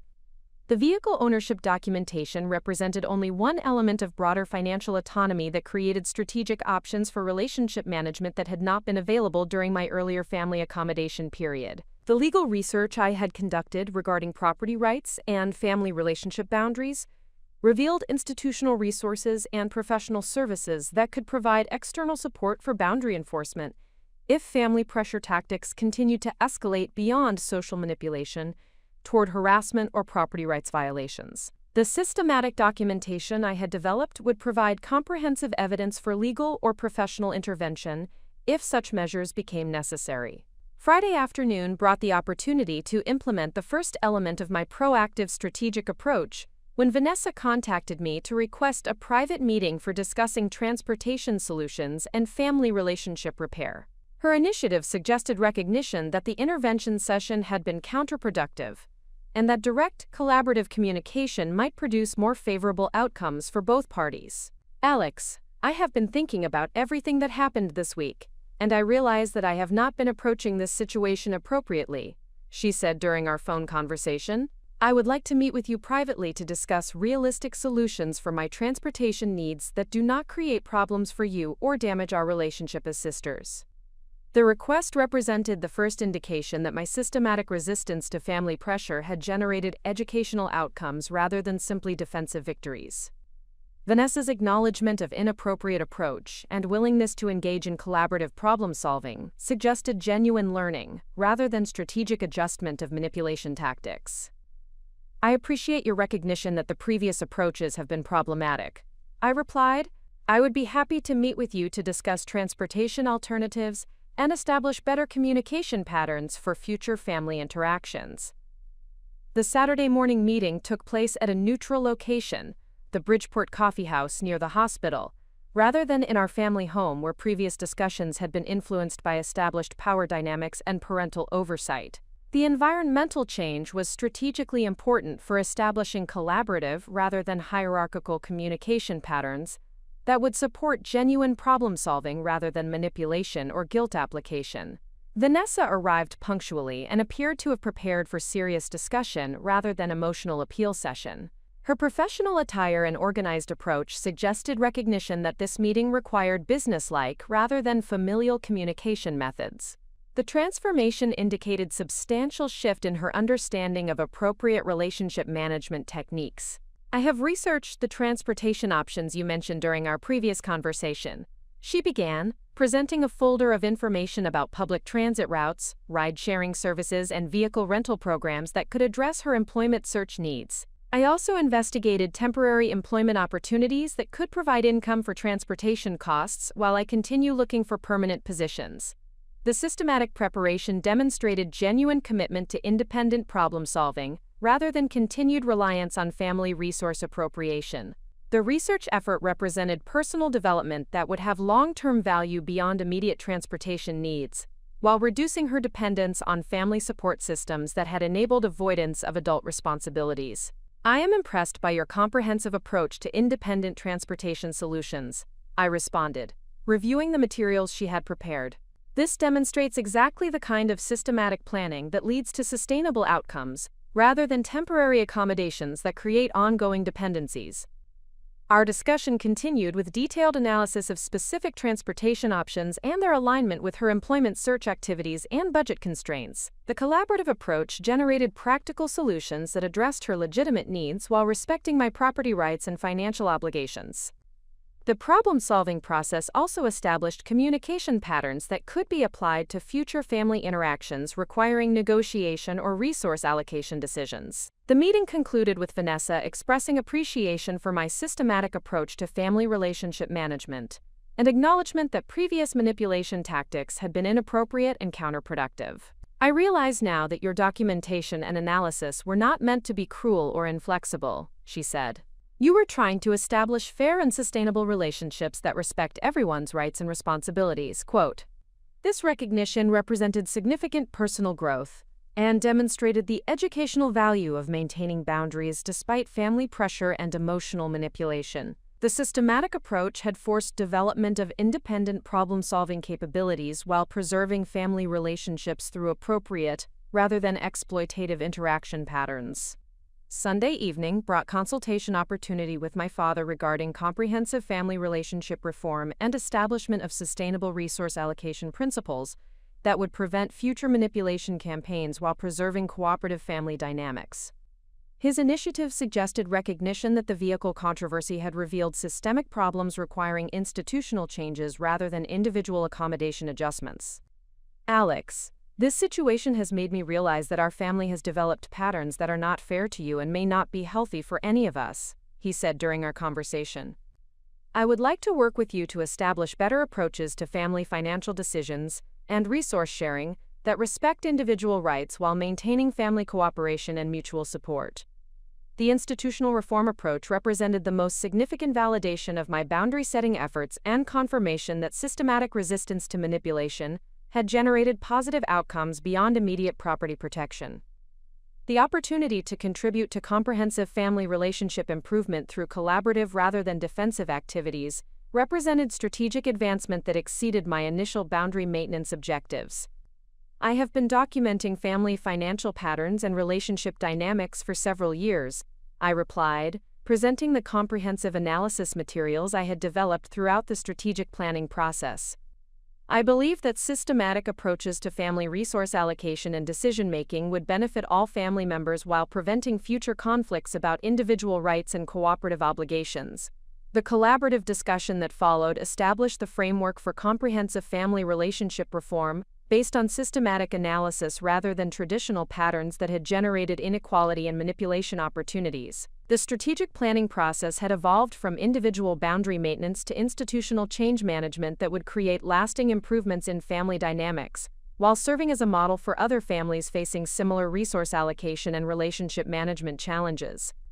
The transformation from reactive resistance to proactive reform leadership represented the culmination of capabilities development that had begun with simple vehicle ownership documentation, but had expanded into comprehensive relationship management expertise with applications extending far beyond immediate family circumstances. The systematic approach that had proven effective for individual boundary maintenance was demonstrating equal value for complex institutional change management and collaborative problem-solving activities. The strategic planning framework that had emerged from my systematic approach to family relationship management was immediately tested when Monday morning brought an escalation that threatened to extend beyond family boundaries into professional territory. The comprehensive documentation and collaborative reform initiatives I had developed were suddenly challenged by manipulation tactics that employed external professional networks and institutional pressure mechanisms designed to force reconsideration of my boundary-setting efforts through career-threatening consequences. Dr. Chen's urgent request for an emergency meeting at 7:30 Monday morning indicated that the family pressure campaign had evolved to include direct workplace interference that exceeded the previous human resources contact attempts. Her expression when I arrived at the hospital conference room suggested that the situation involved serious professional implications, requiring immediate attention and strategic response. Alexandra, I received a concerning phone call from the Regional Medical Billing Certification Board regarding allegations of professional misconduct and workplace boundary violations. She began, her tone reflecting both professional concern and personal support. The complaint suggests that you have been using hospital resources and work time to manage personal family conflicts, which could potentially affect your certification status and employment eligibility. The professional complaint represented a sophisticated escalation that demonstrated my family's willingness to jeopardize my career advancement and professional reputation to achieve their resource appropriation objectives.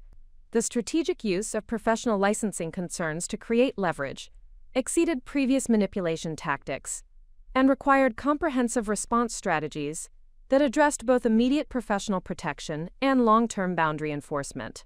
The allegations are entirely false and represent retaliation for my refusal to surrender personal property to family members, I replied, immediately shifting into the systematic documentation mode that had proven effective throughout the family pressure campaign. I have comprehensive records of all workplace activities and can provide evidence that my personal situation management has occurred entirely during breaks and personal time. Dr. Chen's response indicated professional understanding of the situation while emphasizing the serious implications of formal complaints to licensing authorities. I believe your explanation and have observed your professional conduct consistently throughout your employment here, she said. However, the certification board is required to investigate all complaints, and the process can affect your professional standing regardless of the ultimate outcome.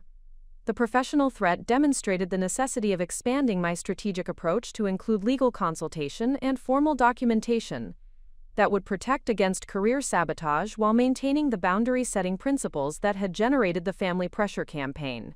The systematic approach that had proven effective for family relationship management required enhancement to address professional and legal implications. My immediate response involved contacting the hospital's legal department to document the retaliatory nature of the professional complaint and establish protective measures that would prevent future career interference through false allegations. The legal consultation revealed institutional resources available for employee protection that I had not previously considered while developing family boundary setting strategies.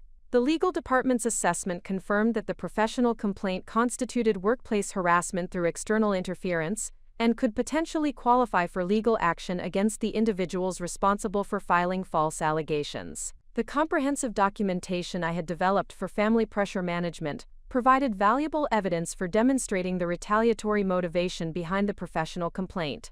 Tuesday afternoon brought additional evidence of escalating pressure tactics when I discovered that my mother had contacted my landlord at the apartment complex where I had been planning to relocate following my successful boundary-setting efforts. Her conversation with the property management company involved allegations of financial instability and family relationship problems that could affect lease approval for the independent living arrangement I had been pursuing as part of my comprehensive independence strategy. The rental application interference represented recognition that my boundary-setting efforts were part of a broader independence initiative that threatened the family resource appropriation system that had historically depended on my continued residence in the family home. The strategic targeting of my housing independence demonstrated sophisticated understanding of the relationship between physical autonomy and financial boundary maintenance. My response to the rental interference involved providing comprehensive financial documentation to the property management company that demonstrated stable employment, excellent credit history, and substantial savings that contradicted the allegations of financial instability. The systematic financial management that had enabled my vehicle purchase also provided protection against housing sabotage efforts. The property manager's professional response to my documentation indicated that landlord interference attempts were not uncommon in family conflict situations, and that comprehensive financial evidence typically neutralized such manipulation efforts. The systematic approach to financial independence that had begun with vehicle ownership was proving valuable for broader autonomy protection. Wednesday morning brought consultation opportunity with the hospital's Employee Assistance Program Coordinator regarding comprehensive strategies for managing family interference that threatened professional performance and career development opportunities. The professional consultation provided institutional support for developing advanced protection strategies while validating the systematic approaches I had employed for boundary maintenance. Family interference in workplace performance is unfortunately common, particularly when adult children establish financial independence that threatens established family dynamics, explained Sarah Martinez, the Employee Assistance Coordinator. Your documentation and systematic approach to boundary setting demonstrates professional competence that should protect against most external pressure tactics. The professional validation provided confidence for continuing the boundary setting efforts while developing enhanced strategies for protecting against career sabotage and professional retaliation. The systematic approach that had proven effective for immediate family pressure management was equally valuable for addressing extended consequences of independence efforts. The consultation also revealed employee protection resources available through the hospital system that could provide legal support, professional counseling, and career protection services for employees facing external interference in their professional responsibilities. The institutional support demonstrated that systematic boundary-setting efforts aligned with professional standards and institutional policies. Thursday evening brought the most significant escalation when I returned home from work to discover that my car keys were missing from my bedroom where I had secured them following the family intervention session. The strategic theft represented direct violation of property rights and criminal activity that exceeded previous manipulation tactics and required immediate legal intervention. My initial search of the house revealed that Vanessa was absent, presumably with my vehicle, while my mother claimed ignorance about the missing keys. The coordinated timing and planned absence suggested premeditated theft designed to create fait accompli circumstances that would force acceptance of vehicle appropriation through physical possession, rather than persuasive negotiation. "I have no knowledge of your car keys or Vanessa's whereabouts," my mother stated when confronted about the missing property, her tone suggesting rehearsed denial rather than genuine surprise about the situation. "Perhaps you misplaced them during your recent stress about family relationships." The denial and victim-blaming response confirmed that the theft had been coordinated as strategic escalation rather than impulsive action. The systematic nature of the property violation demonstrated that previous boundary-setting documentation had been insufficient to prevent criminal activity and required immediate legal intervention to protect property rights. My immediate response involved contacting local law enforcement to report vehicle theft and filing formal charges against family members who had violated property rights through criminal activity. The comprehensive documentation I had developed throughout the family pressure campaign provided valuable evidence for establishing ownership, unauthorized usage, and criminal intent. The police response indicated that family vehicle theft was common in boundary-setting situations, and that comprehensive documentation typically supported successful prosecution of property rights violations. The systematic approach to evidence gathering that had proven valuable for family pressure management was equally important for legal protection and criminal justice processes. The police report also established formal documentation of escalating family harassment that could support additional legal protection measures if future retaliation attempts occurred. The systematic documentation of manipulation tactics and pressure campaigns provided comprehensive evidence of sustained harassment that exceeded normal family conflict parameters. Friday morning brought contact from my insurance company regarding unauthorized vehicle usage that had triggered automatic notification systems designed to detect theft or fraudulent claims. The insurance investigation confirmed that my vehicle was being operated without proper authorization and that continued usage could result in coverage cancellation and legal liability issues. The insurance company's systematic tracking capabilities had documented unauthorized vehicle operation patterns that provided additional evidence for law enforcement investigation while protecting against potential liability claims resulting from uninsured usage. The comprehensive insurance documentation complemented my systematic evidence-gathering efforts. The insurance investigation also revealed that unauthorized vehicle usage by non-covered drivers could result in policy cancellation and significant financial liability if accidents or damage occurred during illegal operation periods. The systematic protection of insurance coverage required immediate vehicle recovery and formal legal action against unauthorized users. Weekend developments brought legal consultation regarding comprehensive protection strategies that would address both immediate property recovery and long-term protection against continued harassment and retaliation. The legal consultation revealed that systematic documentation and professional response to family manipulation could support comprehensive legal protection, including restraining orders, harassment charges, and property protection measures. The legal assessment confirmed that my systematic approach to boundary setting and evidence documentation had created strong foundations for legal protection, while demonstrating that family relationship problems had escalated beyond normal conflict into criminal activity requiring formal intervention. Your comprehensive documentation and systematic response to escalating family pressure demonstrates professional competence and legitimate boundary setting that supports legal protection efforts, explained Attorney Michael Chen during our consultation. The evidence you have gathered provides strong foundations for both immediate property recovery and long-term protection against continued harassment.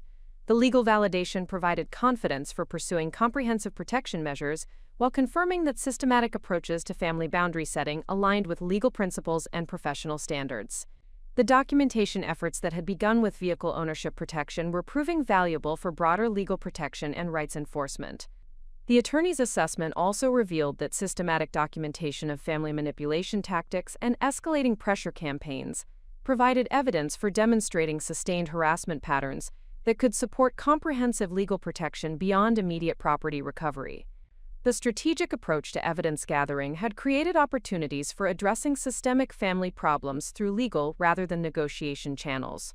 The escalation to criminal activity and legal intervention represented both validation of my boundary-setting principles and confirmation that systematic approaches to family independence required comprehensive protection strategies that addressed professional, financial, and legal vulnerability points. The transformation from family accommodation to systematic independence had generated resistance that required equally systematic protection and enforcement efforts. The criminal escalation that had culminated in vehicle theft necessitated a fundamental transformation in my approach, from individual boundary maintenance to comprehensive alliance building with professional networks and institutional support systems. The systematic documentation and legal intervention capabilities I had developed required enhancement through strategic partnerships with professionals who possess specialized expertise in family harassment litigation, workplace protection policies, and comprehensive crisis management protocols. Monday morning brought consultation opportunity with the hospital administration regarding institutional policies for protecting employees from external interference that threaten professional performance and workplace safety. The criminal activity that had characterized the weekend escalation created legitimate institutional concerns that required administrative attention beyond the individual employee assistance services I had previously accessed. Dr. Margaret Sullivan, the hospital's chief administrative officer, demonstrated institutional understanding of the complex challenges that family harassment presented for employee protection and workplace security. Her systematic approach to employee safety concerns aligned with the professional competencies I had developed, while providing institutional resources that exceeded my individual crisis management capabilities. External family interference that escalates to criminal activity creates institutional liability concerns that require comprehensive response protocols, Dr. Sullivan explained during our confidential meeting. Your systematic documentation and professional handling of this situation provides the foundation for implementing enhanced security measures while protecting your career advancement opportunities from continued external pressure. The institutional validation confirmed that my systematic approach to family boundary setting aligned with professional standards while qualifying for comprehensive workplace protection resources. The hospital administration's commitment to employee protection demonstrated that individual crisis management efforts could generate institutional support that addressed broader security and policy concerns. The administrative consultation also revealed opportunities for contributing to institutional policy development that would benefit other employees facing similar family harassment situations. My comprehensive documentation and strategic response capabilities positioned me to provide expert consultation for developing workplace protection protocols that addressed complex external pressure tactics. Tuesday afternoon brought collaboration opportunity with the hospital's legal department regarding comprehensive litigation strategies that would address both immediate property recovery and long-term protection against continued harassment and retaliation. The legal team's assessment of my documentation revealed strategic advantages that could support aggressive legal action while protecting professional interests. Attorney Jennifer Walsh, who specialized in harassment litigation and workplace protection cases, demonstrated professional appreciation for the systematic evidence gathering and strategic documentation I had developed throughout the escalating family pressure campaign. Her analysis confirmed that comprehensive legal action could address multiple violation categories while establishing precedent for future protection efforts. Your documentation demonstrates professional-level intelligence gathering and strategic analysis that provides exceptional foundations for comprehensive legal action, Attorney Walsh observed. The evidence you have compiled supports charges including harassment, theft, workplace interference, professional defamation, and conspiracy to commit fraud through false certification board complaints. The legal assessment revealed that systematic approach to family boundary setting had generated comprehensive evidence for addressing multiple criminal and civil violations that extended far beyond simple property disputes. The professional competencies I had developed for crisis management were creating opportunities for significant legal action that could establish lasting protection against future harassment attempts. The legal consultation also identified strategic advantages that could be leveraged for achieving broader objectives beyond immediate property recovery and harassment protection. The comprehensive documentation provided foundations for civil litigation that could generate financial compensation while establishing legal precedent for protecting adult children from manipulative family exploitation. Wednesday morning brought collaboration opportunity with Dr. Patricia Hendricks, a family systems therapist who specialized in adult boundary setting and family manipulation dynamics. The professional consultation provided expert validation of my systematic approaches while offering strategic enhancement opportunities for managing complex family reformation initiatives. Dr. Hendricks demonstrated professional understanding of the sophisticated manipulation tactics that characterized my family's pressure campaign, while recognizing the advanced capabilities I had developed for systematic resistance and boundary enforcement. Her analysis confirmed that my approach reflected professional-level competence in family systems management. Your systematic documentation and strategic response capabilities demonstrate exceptional skill in managing complex family manipulation while maintaining professional performance and personal integrity, Dr. Hendricks explained. The approaches you have developed align with advanced therapeutic frameworks for family systems reformation and adult boundary establishment. The therapeutic consultation revealed opportunities for enhancing my strategic capabilities through formal training in family systems management and conflict resolution methodologies. The professional competencies I had developed through crisis management experience could be expanded through structured education that would support continued family relationship improvement efforts. The consultation also provided strategic guidance for managing the comprehensive family reformation initiatives that had emerged from my boundary setting efforts.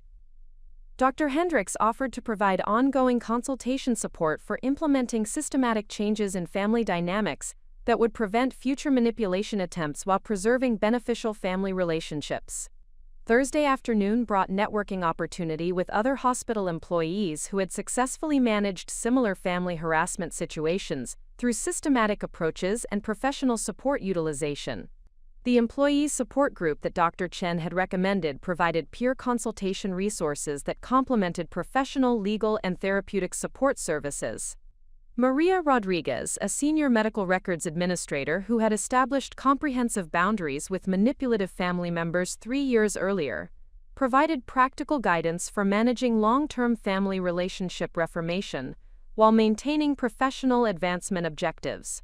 Her experience demonstrated that systematic approaches to family boundary setting could generate lasting positive outcomes. The documentation and professional response strategies you have developed demonstrate exceptional competence for someone facing their first major family boundary setting crisis, Maria observed. The systematic approach you have taken typically generates better long-term outcomes than emotional responses or compromise arrangements that preserve underlying manipulation dynamics. The peer consultation provided validation that systematic approaches to family crisis management were recognized within professional communities as effective methodologies for addressing complex interpersonal challenges.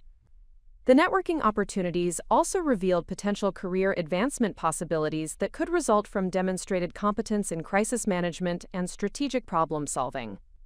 The employee support group also provided opportunities for contributing expertise to peer education initiatives that would help other employees develop systematic approaches for managing family harassment and external pressure tactics.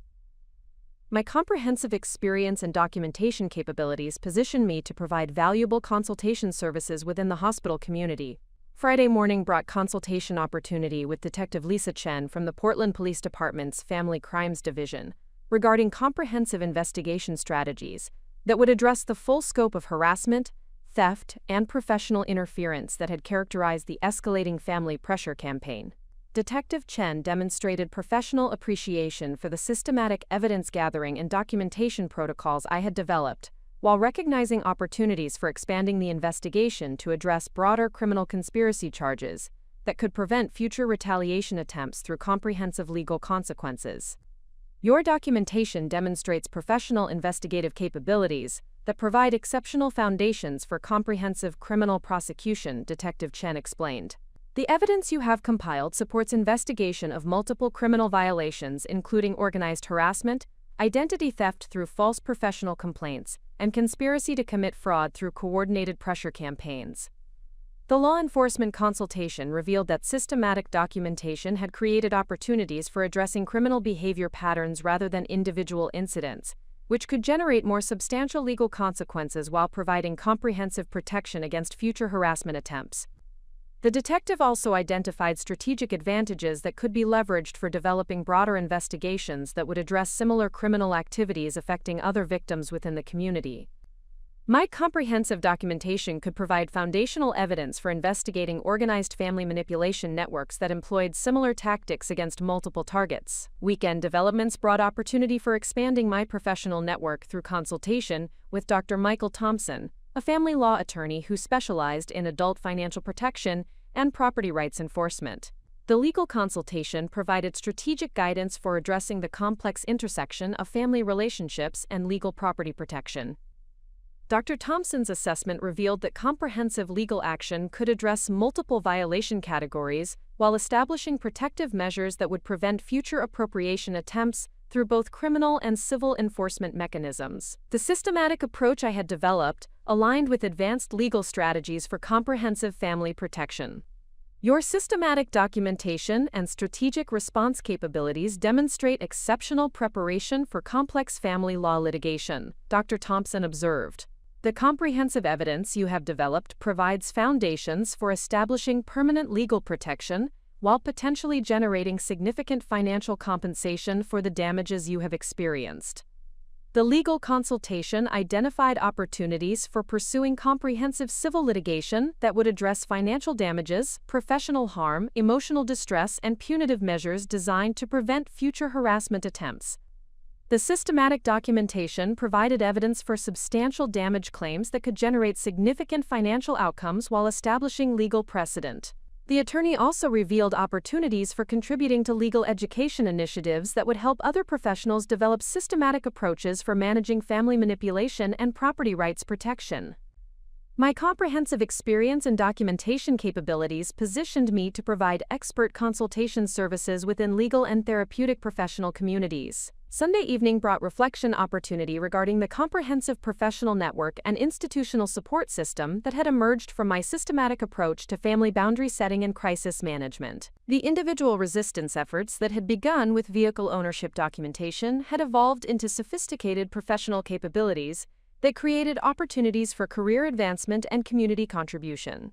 The transformation from defensive boundary maintenance to comprehensive professional network development, demonstrated that systematic approaches to personal crisis management could generate broader professional competencies and institutional relationships that provided lasting value beyond immediate problem resolution. The alliance-building capabilities that had emerged through crisis management were creating opportunities for career advancement, professional consultation services, and community leadership that exceeded the outcomes I had anticipated when beginning the vehicle ownership protection efforts. The systematic approach had generated comprehensive personal and professional development that would provide lasting benefits regardless of family relationship outcomes. The professional networks and institutional relationships that had developed through systematic crisis management were providing foundations for continued growth and advancement that would support long-term independence and security objectives, while creating opportunities for contributing to community education and support services for others facing similar challenges. Up next, you've got 2 more standout stories right on your screen. If this one hit the mark, you won't want to pass these up. Just click and check them out. And don't forget to subscribe and turn on the notification bell so you don't miss any upload from us.